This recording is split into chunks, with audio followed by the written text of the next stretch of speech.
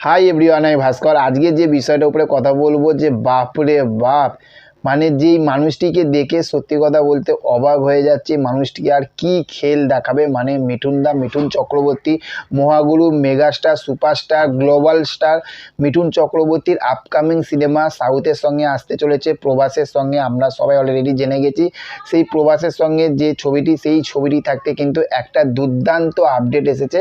সেই বিষয়টা নিয়ে কথা বলবো এবং মিঠুনদার এই পাগল করা কিছু কিছু কাজের জন্য আমরা সত্যি বাংলার আরেকজন অভিনেতা, যিনি বাংলার প্রথম বাংলা সিনেমার প্রথম ফেলুদা হিসেবে যিনি আমাদের কাছে ধরা দিয়েছিল, মানে সৌমিত্র স্যারের কথা বলছি, সৌমিত্র কাকুর কথা বলছি।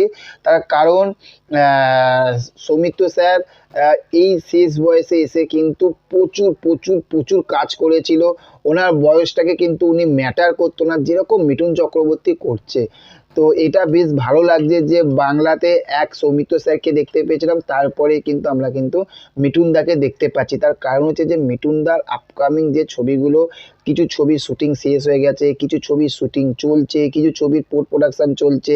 যেরকম হচ্ছে দেখুন দিল্লি ফাইলস, তারপরে শ্রীমান ও শ্রীমতী, তারপরে দেবের সঙ্গে আপকামিং একটি সিনেমা আসবে প্রজাপতি 2, তারপরে বলিউডে বাপ, এই সিনেমাগুলো কিন্তু চলছে বা কিছু ছবির শ্যুটিংও শেষ হয়ে গেছে।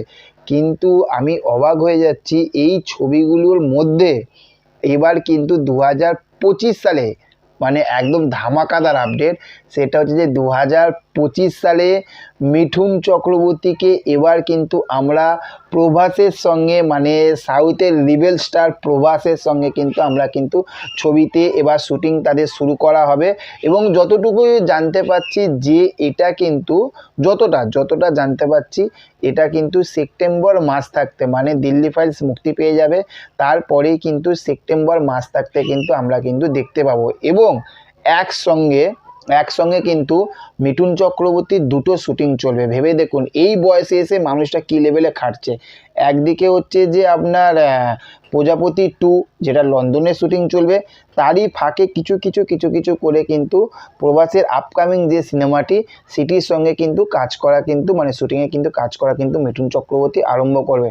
তাহলে বুঝতে পারছেন যে এই জন্য বলি না যে বাংলা সিনেমাতে যদি সত্যি যদি এই রকম অভিনেতাগুলো থাকে, তাহলে বাংলা সিনেমা, বাংলা ছবি আলাদাই কিন্তু একটা জায়গাতে কিন্তু পৌঁছে যাবে। তো আমি তো সত্যি এই মানুষটিকে দেখে আমি প্রচুর প্রচুর প্রচুর মানে পাই, মোটিভেশন যাকে বলে বা ইমপ্রেশন যাকে বলে, বা তাগত একদম শক্তি, সেই শক্তি পাই সব কিছু কাজ করার জন্য। আমি প্রচুর হ্যাপি এই মানুষটাকে দেখতে পেয়ে, মানুষটির অভিনয়গুলোকে দেখতে পেয়ে। সেই ছোট্টবেলা থাকতে তো অভিনয় দেখছি মানুষটির, প্রচুর হ্যাপি, প্রচুর প্রচুর হ্যাপি। তো আপনারা এই যে প্রভাসের সঙ্গে এই ছবিটি মানে দেখার জন্য আপনারা কতটা এক্সাইটেড সেটা অবশ্যই কমেন্ট করে জানাবেন। আর হ্যাঁ, ভিডিও তো আপনারা দেখছেন, কিন্তু চ্যানেলটিকে কিন্তু খুব কম লোকে কিন্তু সাবস্ক্রাইব করছেন, তার কারণ দেখে প্রচুর ভালোবাসা দিচ্ছেন। তো আপনাদের ভালোবাসাটা যেরকম চাই, সেরকমই বড়দের আশীর্বাদ এবং ছোটদের বুক ভরা ভালোবাসা কিন্তু পেতে চাই। তো ওই জন্য চ্যানেলটিকে সাবস্ক্রাইব করে দেবেন, আমাদের পাশে থাকবেন। দেখা হচ্ছে পরবর্তী ভিডিওতে। ভালো থাকবেন আপনারা। Okay, thank you, have a nice day, tata, bye by.